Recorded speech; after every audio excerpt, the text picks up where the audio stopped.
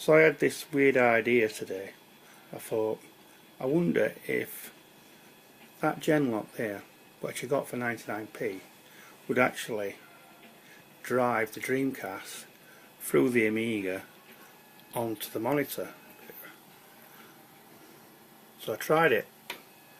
So you just have to press that button there, and there we go.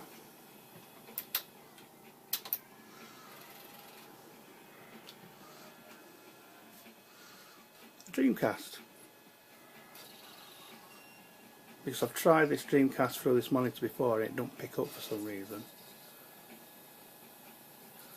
So there you go. My Amiga